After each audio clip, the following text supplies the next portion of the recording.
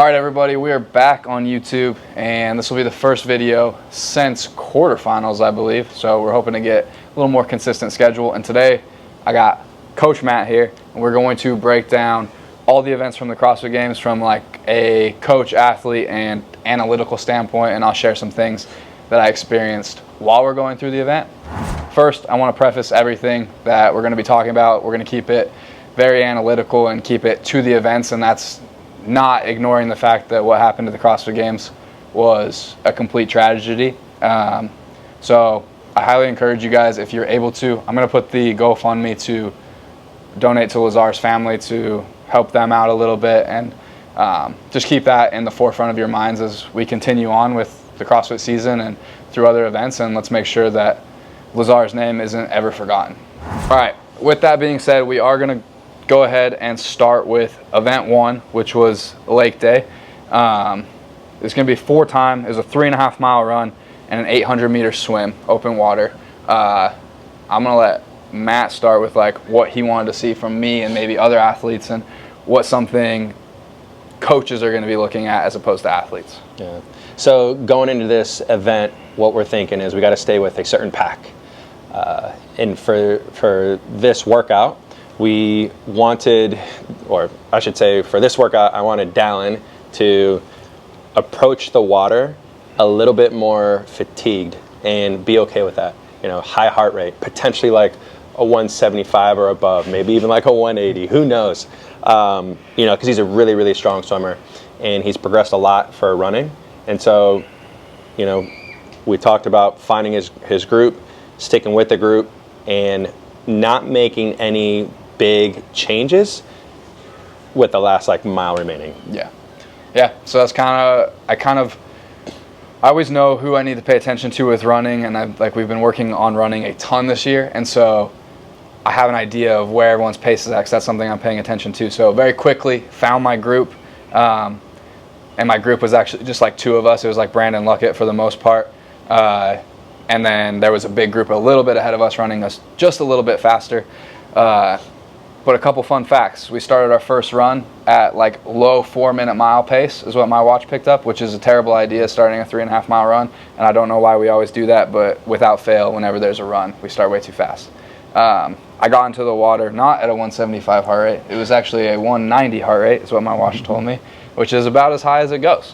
And then also on the run, the 5K at the games in 2023, which went very poorly by our standards. I averaged a 6:47 mile pace, and for this 3.5 mile run, I was able to average a 6:35 mile pace, and then also jump into the water and swim for like 19-ish minutes. So, and we did practice the weeks leading up a 6:45 pace, and then getting into a pool. So we had an idea of what the heart rate would be like, and usually it took about like 200 yards or so before he was able to regulate his heart rate just by going out and doing the swim. Yeah, and that was kind of the approach. It was like, all right, if you're getting into the water feeling pretty crappy, by about 200 or about a quarter of the way through the swim, we should be able to be feeling a little more normal and gaining something. I'd say that kind of happened. There was no turning it on after the 200, but we at least felt a little bit better, and we were able to, I believe, pass 7 people in the water, which was good. So yeah, it was really good. Yeah, which we expected you to do well in the water. But overall execution on this was pretty good, based on, I mean, everyone slowed on the run, so that was a 15th overall, I believe, which is big for a run event for me with how much we've been working on running. And so yeah. All right, with that, we'll go on to the next event, which was the Midline Climb. And this one got released a week-ish early, and we had no idea like what the little nuances would be. So yeah, I'm gonna let Matt take it again with like first initial thoughts when we saw this workout. Yeah. So a couple of things that we consider. One is, how are we gonna split up the deads? And I think for the most part, that's what a lot of people put as, you know, priority number 1 when you have 50 deadlifts right off the rip at 225 pounds. You know, I think we were going between like sets of like 10s and maybe 5s or 15 at some point. At one point, depending on like how the floor was going to be set up. Yeah. But it was going to be like open with a bigger set and then smaller and smaller. But we kind of got forced into a situation where we had to move the bar every 10 reps. Yep. Now, we got a different workout prior. It was 5 rope climbs. Yeah. They switched it, I believe, the day before to 3 rope climbs. And with the change of the rope climb, you almost had to push a faster pace between each movement at that point in time. 5 rope climbs would have been wild to have that, because it was already a very, very difficult workout. But, you know, when it comes to rope climbs, we know Dallin's really solid across the board, and 3 rope climbs is not really going to do much for him. So there's not a lot of thought going into rope climbs. Besides, I think we just mentioned, like, staying close to the rope the entire time. Yeah, like, we always focus on keeping hands on the rope, depending on the workout. Like, if it's a long grind, like this one was, but the rope climbs were short and there's only 3 of them, so it was like, keep your hand on the rope as much as you can. So when it comes to machine work, in this case the ski erg, I kind of leave it up to Dallin, and essentially the question that I'll ask him is, what pace can we go and still be able to move consistently through the rest of the workout? Yeah, so this one, like, overall, it was a 3rd place finish, so it was like executed pretty much perfectly, I would say. Maybe could have broke the first deadlift, like, that's nuances and like little stuff. So not super important there, but this was honestly one of my favorite events because of the race between me, Justin, and Jason. By the time we were on to the first ski erg, it was pretty clear that it was going to be the 3 of us running away with it. And then we understood that, like, me and Jason were going to pull away on the ski. Justin was going to get us in that middle section with the GHDs. And then, which is exactly what happened, he got to the ski erg first, got 5-6 cals in, and then me and Jason caught him by the 25 cal mark. And then it was just trading blows back and forth based on whose weaknesses and whose strengths were where. And that was just a ton of fun because it felt like it was the 3 of us and we're close friends. And so that was a good time to race that out. And if you want to see the greatest finish ever, is watching Jason run across the finish line after those 50 deadlifts. If you can call it a run, like, it was pretty bad. Yeah. So it was a try not to fall. Yes, it was like support. Yeah, all I know is I couldn't feel my butt for I don't know how long, but it was bad.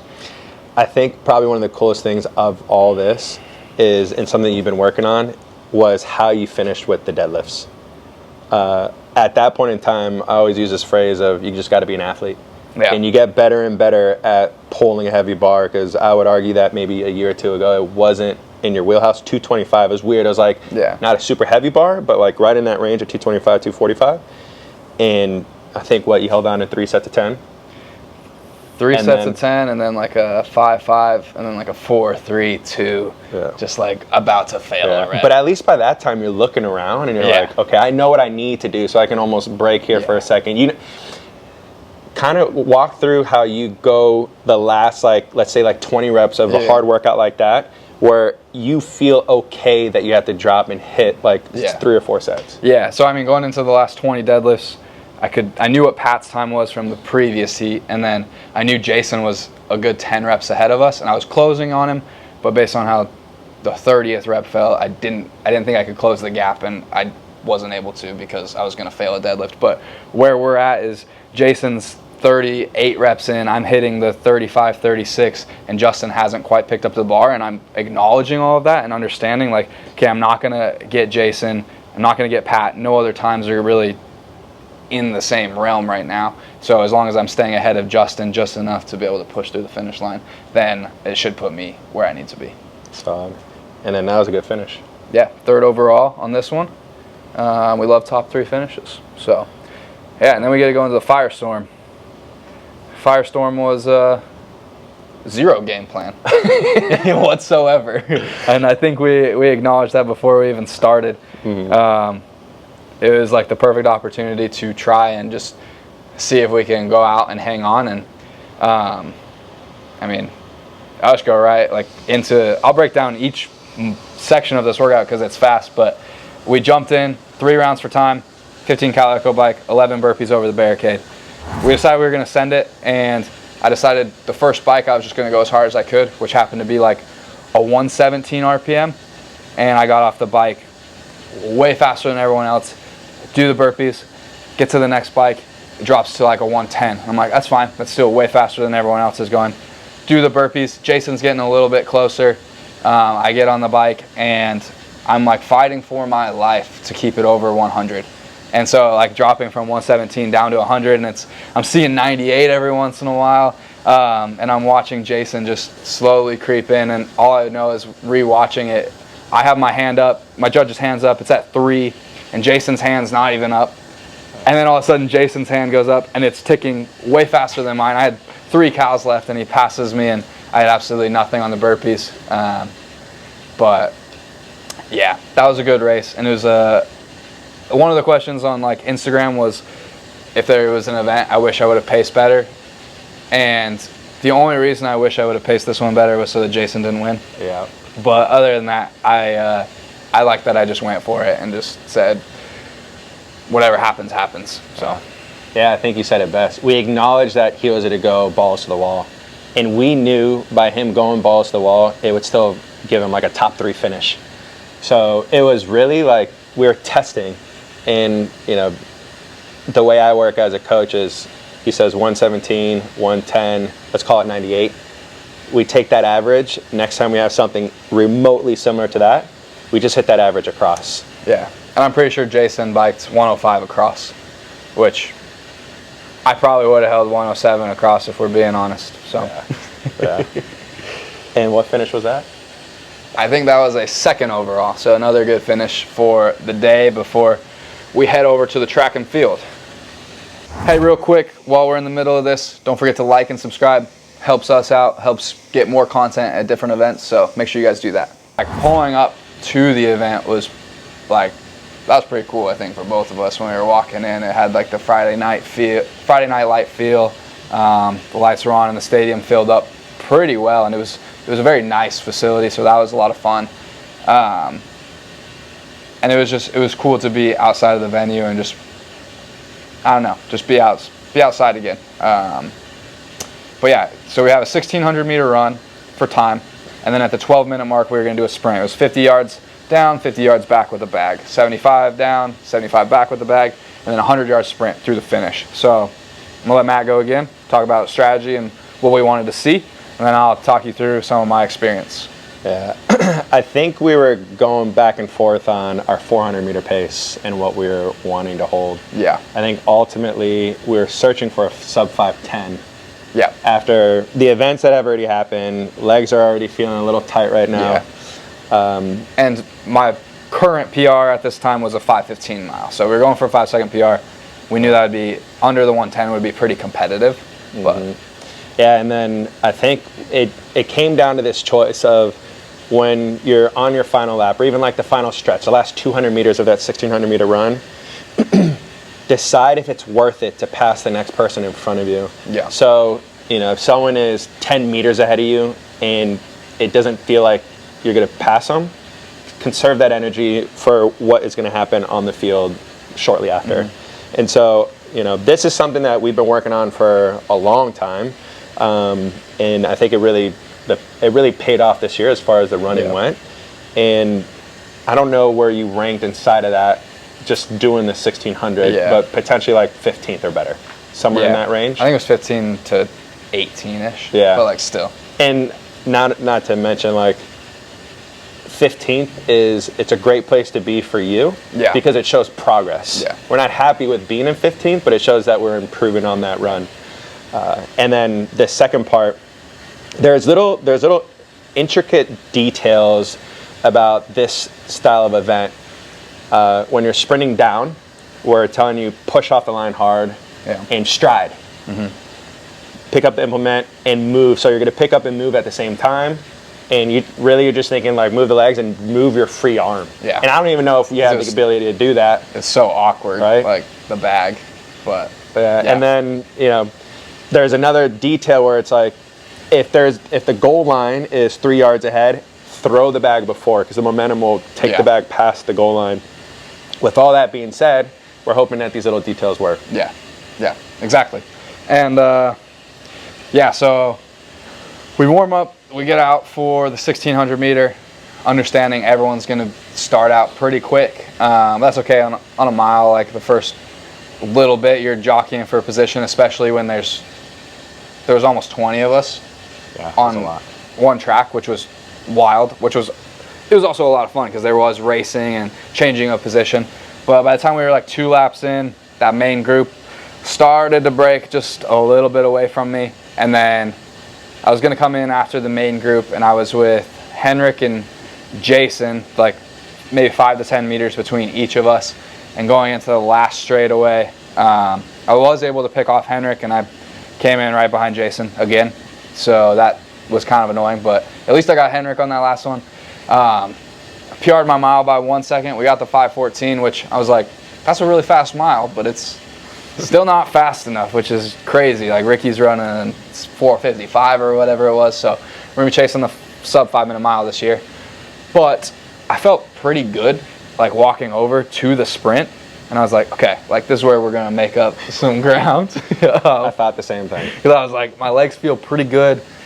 Breathing's fine. Like I didn't sell my soul. Like I pushed very hard, but like got some carbs in, plenty of rest. And it's 3, 2, 1, go. Sprint across the field. I'm like a step behind. Like that's fine. This is a longer sprint. And as soon as I picked up that bag and I ran 20 yards with it, maybe I was like, oh no! Like legs are cement. I'm breathing like crazy. Like all the lactic acid hasn't flushed from the mile. And then the rest of the event, it felt like I was running with like, I don't even know how to describe how heavy my legs felt or how silly I felt trying to sprint. Like I had zero control of my limbs, and I just remember like finishing and not being able to walk off the field, and like trying to talk to people, trying to talk to fans and all that stuff. And yeah, I just wanted to fall over and go to sleep. But then we got burgers that night, and then all was well. Yeah, it was a good sleep, getting ready for Chad to start off the next day. Yeah, Chad. This event looked so boring, and like we practiced accumulating volume and accumulating step-ups and all that stuff so that we'd be ready for the event. And I knew it was going to be monotonous and boring. And one thing that kind of shifted my perspective was Chad's wife came and spoke to us, and she spoke about Chad and the workout. And one of the things that she said is this workout is monotonous and it's the same thing over and over again, and sometimes that's how life can be. And so just making sure you're taking each step up or each day like with gratitude and understanding that.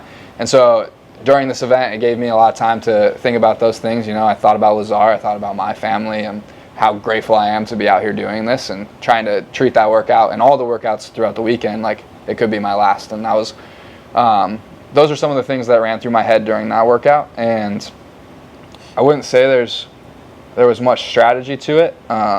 One of the things that I did to kind of break it up was every 25 reps I would lap my watch, and it would give me a little time for that split.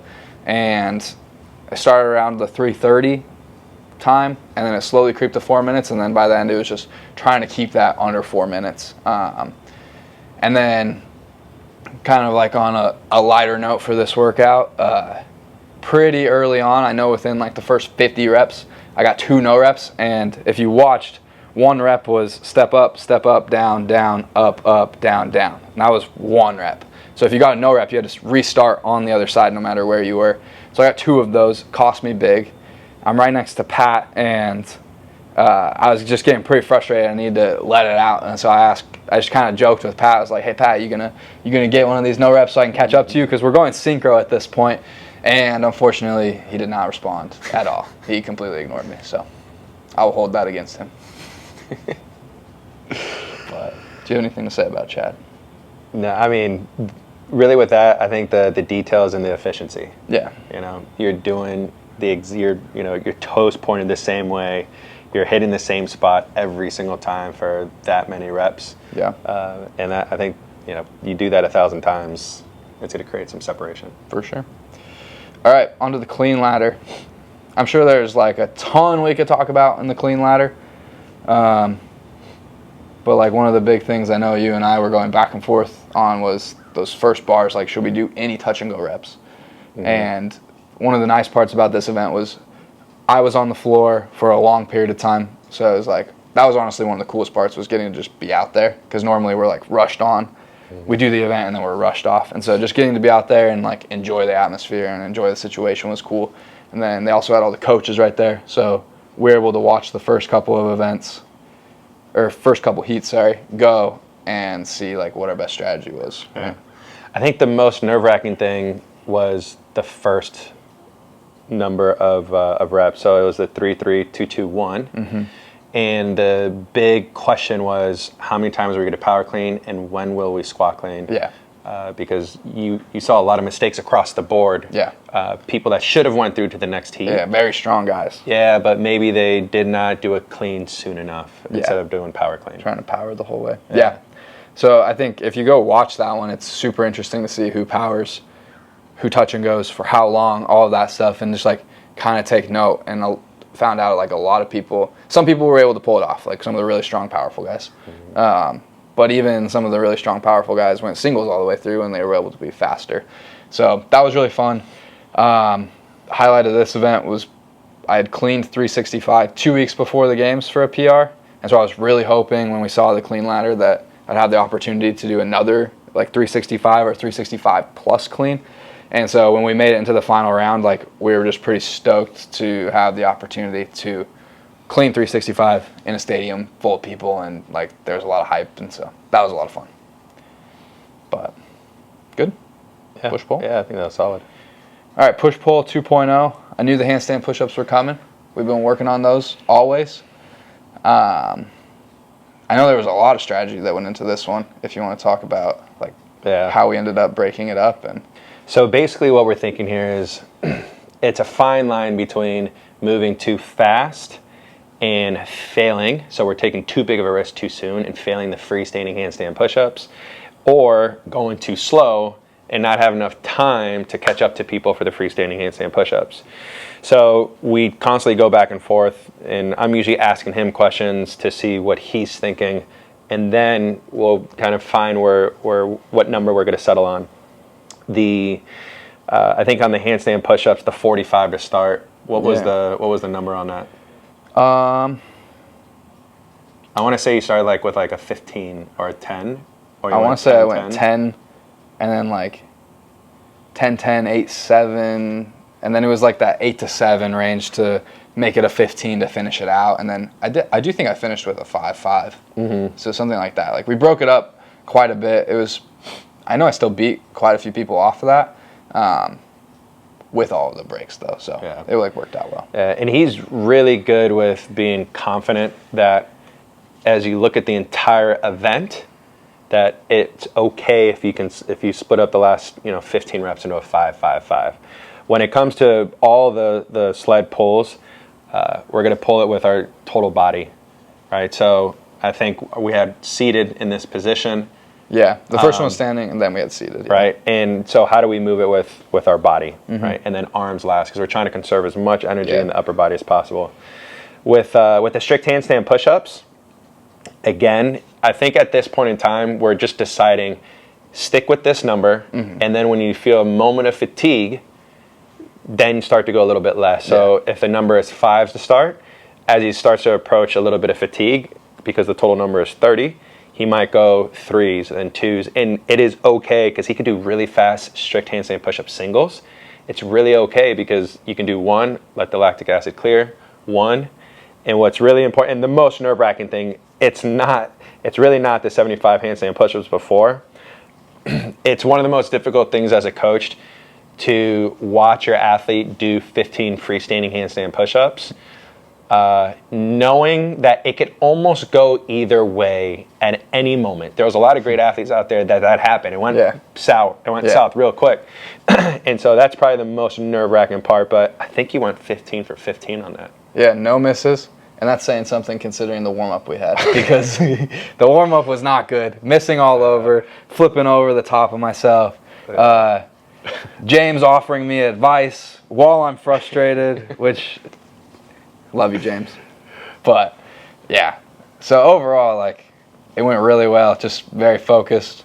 And I think that's one of the most important things is, like, performing under pressure. And then also, I do break up a lot of things more than people, and that takes a lot of confidence and trust in our game plan, and understanding the workout as a whole to, put yourself in that situation and just trust that what's going to happen is going to be for the best. So Yeah, we'll move on to Sunday morning. All I know is during this briefing, they started setting up a run course, and I was like, another run? I didn't speak after this event got briefed. We were at the hotel for like 2.5 hours. Didn't say a thing. I was just so annoyed that we were running again. And it ended up going pretty well. I think I finished 5th overall. Yeah, I think coming off of last year's Helena, it had a similar vibe going into it, where you had to run fast. Now, we didn't know how important the run was probably until the final corral stage. Yeah, where I was like, look, you're a much better runner. It's 200 meters. It's less than 200 meters. Yeah. Just keep up with them and basically let's see what happens. And he did everything. And I don't know if you heard me. Every time you'd pass, I was like, "You're doing good. Stay right there." Like don't try and make a move, but don't stay on their heel. I knew if you just stayed right there on that run, I think you were with Pat pretty much the entire time, right on his heel. Toes to bar, we're going to be pretty much identical. And it's funny because you think of the details. Toes to bar, 12 of them, it has to be quick, so it can't be this long swing. Yeah. Alternating dumbbell snatch, you do your snatches a certain way that allows you to move a little bit quicker than people. But I mean, you and I both knew that if you're approaching the final set of dumbbell snatches with the 3 or 4 in there, you're going to be fine to finish. Yeah, and it ended up we started to realize it was whoever could move the dumbbell the best, but was also the best runner. So the first tier to pass or whatever was the dumbbell, and then it was how well of a runner you were. And I think that showed in kind of where the placings were and where I placed, and got beat by Pat by 1/10 of a second, just because some timing chip stuff that I won't let happen again. And I didn't step with the wrong foot. I got that right, but can't share everything. Yeah, I think the good thing is this though. You walked away from that and you told yourself, I think I actually could have ran faster. Yeah. I wasn't near failure on anything. The legs were heavy on the last 8 dumbbell snatches, and they were hard, and they maybe slowed a little bit, but it maybe could have made that up over the course of the run. But this was honestly a lot of fun and a better experience than Helena from 2023. So then we go into the final. I'm in 4th.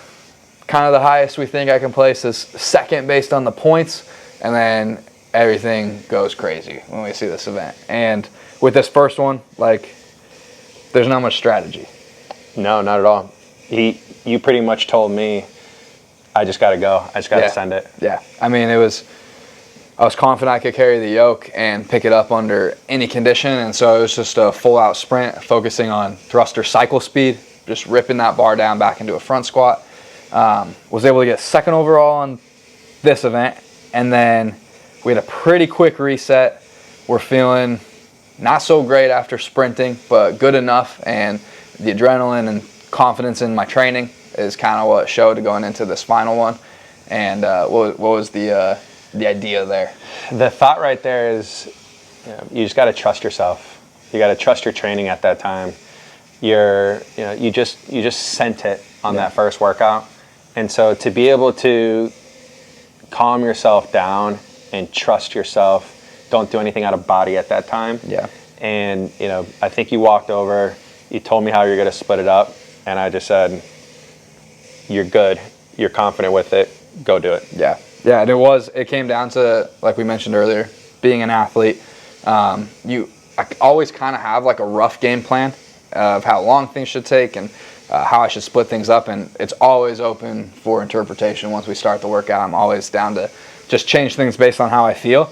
I do remember I was one of the first ones to pick up the yoke, and I was definitely the fastest on the yoke, and so I get to the 2nd set of bar muscle ups, and I'm starting to chalk up, and I turn around and I realize no one else is there, and it was just oh no, panic moment. I shouldn't be in the lead right now. I want to be in the lead after these bar muscle ups going into the thruster, but overall, pretty good pacing. I took a risk and just went for it. Blew up a little bit on the bar muscle ups, and I just remember those thrusters. It was just give everything I could with my legs and hope my elbows lock out so that the bar can be supported, because there was no pressing happening.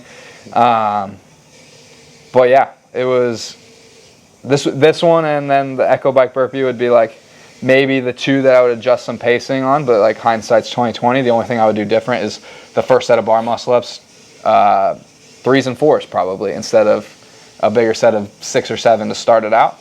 But yeah. I think the big thing is, everyone's calling this the running games. Yeah.